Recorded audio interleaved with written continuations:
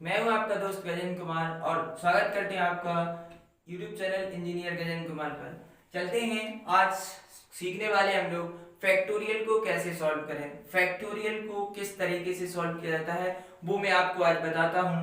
तो देखिए, फैक्टोरियल को कैसे सॉल्व किया जाता है, देखिए क्वेश्चन को समझते हैं। मान लीजिए यहाँ पर हमारा फैक्टोरियल में लिखा है 5। क्या लिखा है? फैक्टोरियल 5 लिखा है। तो फैक्टोरियल को दो तरीके से पहले लिखा जाता है। फैक्टोरियल ऐसा भी लिखा जा सकता है और ऐसा भी आपको लिखा मिल सकता है। तो ये फैक्टोरियल के लिखने के तरीके। अब आज समझेंगे क्वेश्चन को सॉल्व कैसे किया जाता है, फैक्टोरियल को सॉल्व कैसे करते हैं। तो देखिए, फैक्टोरियल अगर 5 लिखा है तो आप क्या करेंगे, 5 को 1 तक चले जाएंगे, जितना लिखा है उसको 1 तक चले जाएंगे। 3 2 1, तो कहां तक गए हम? 5 से लेके 1 तक। अगर मान लीजिए यहाँ पर लिखा होता 7 तो क्या लिखते हैं? 7 गुणे 6 गुणे 5 गुणे 4 इंटू 3 इंटू 2 इंटू 1। तो इस तरीके से हम एंड तक चले जाते हैं। मान लीजिए अगर हमको फैक्टोरियल 5 को रोकना है, स्टॉप लेना है बीच में, तो कैसे लिखेंगे? मान लीजिए इसको हम ऐसा भी लिख सकते हैं, 5 इंटू फैक्टोरियल 4। कैसे लिख सकते हैं? 5 इंटू फैक्टोरियल 4। अगर और भी तोड़ सकते हैं इसको, कैसे? 5 इंटू 4 इंटू फैक्टोरियल 3। ऐसा क्यों लिख सकते हैं? क्योंकि देखिए फैक्टोरियल 4 का मतलब क्या होता है? 5 4 गुणे 3 गुणे 2 गुणे 1। तो इस तरीके से हम एक को कम करके और लिखा जा सकता है, एक को कम करके लिखा जा सकता है। इसका मतलब है कि अगर मान लीजिए हमारे पास फैक्टोरियल n है तो इसे कैसा लिखा जाएगा?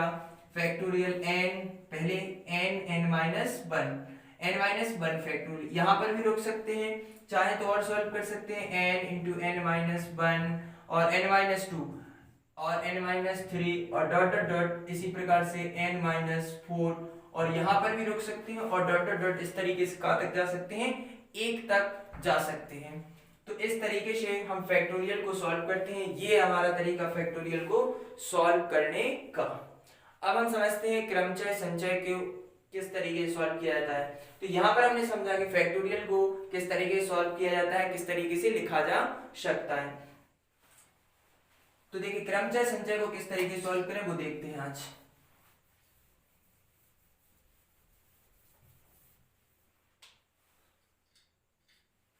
क्रमचय संचय, क्रमचय और संचय। तो देखिए ये एनसीआर और एनपीआर, एनसीआर और एनपीआर में क्या डिफरेंस है वो समझते हैं। तो देखिए एनसीआर, पहले हम एनसीआर को सॉल्व करेंगे फिर एनपीआर को सॉल्व करके बताएंगे। तो देखिए एनसीआर को कैसे लिखा जा सकता है? एनसीआर का फॉर्मूला होता है फैक्टोरियल एन बटे factorial n minus r into factorial r. इसको कैसा लिखा जा सकता है? फैक्टोरियल एन बटे factorial n minus r into factorial r. अब आपको सॉल्व करना है, देख कैसे लिखेंगे। मान लीजिए एक एग्जांपल लेते हैं और सॉल्व करते हैं। एग्जांपल क्या है? मान लीजिए हमारा लिखा है 5c2।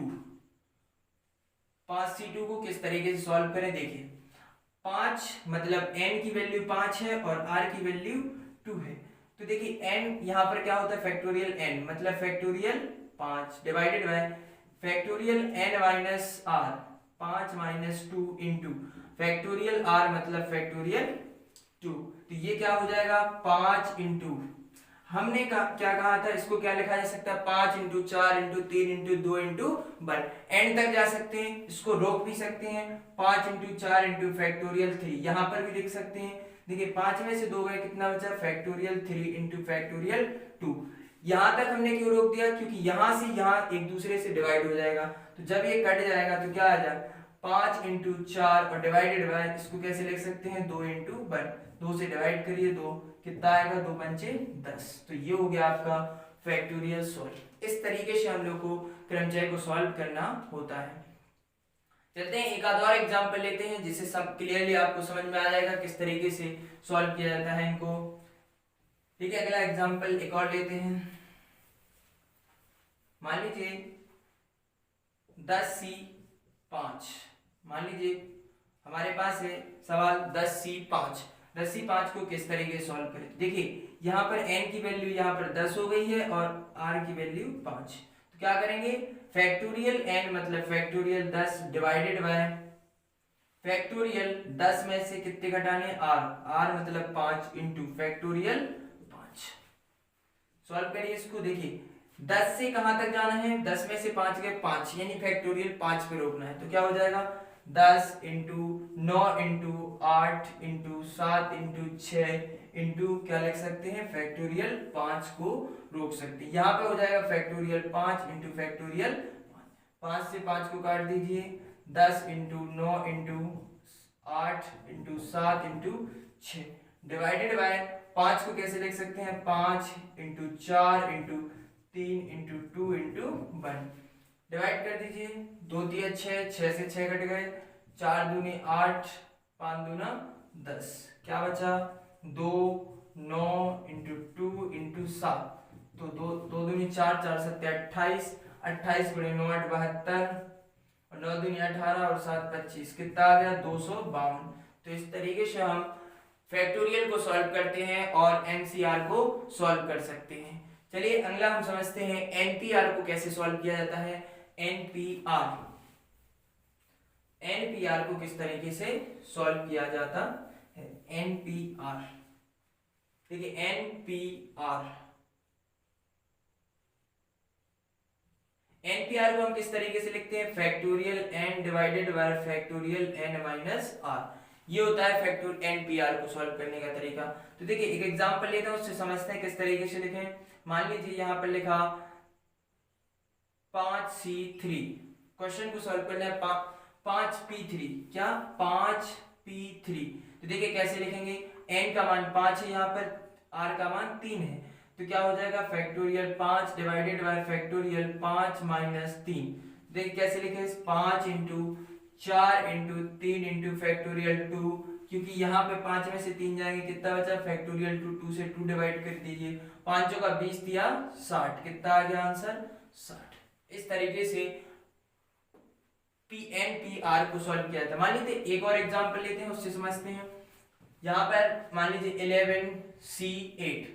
11C8 को सॉल्व करना है। 11C8 को किस तरीके से सॉल्व करें वो देखते हैं।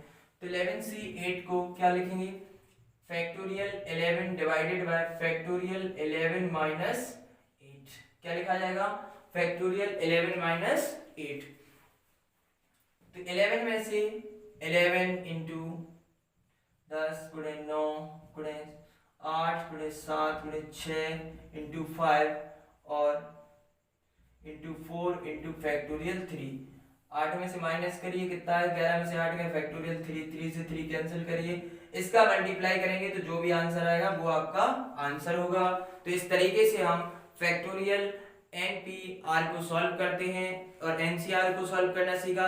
दोस्तों अगर इसी प्रकार के आपको मैथ्स के किसी भी टॉपिक से सॉल्यूशन चाहिए समझ नहीं आता कोई टॉपिक तो बेशक आप कमेंट सेक्शन में कमेंट करके बताएं। आपकी कोई भी क्वेरीज हो माइंड में आप बेशक हमको बताएं किस टॉपिक पर आप वीडियो चाहते हैं। दोस्तों आज हमने समझा फैक्टोरियल को सॉल्व करना। इसी प्रकार के अगर और वीडियो चाहते हैं तो कमेंट करके बताएं। थैंक यू दोस्तों, थैंक यू गाइस। और अगर आपने मेरे चैनल को सब्सक्राइब नहीं किया है तो सब्सक्राइब करिए और बेल आइकन को भी दबा लीजिए क्योंकि जैसे ही मैं कोई नया वीडियो अपलोड करूं आपके पास सबसे पहले पहुंचे। थैंक यू दोस्तों, थैंक यू गाइस।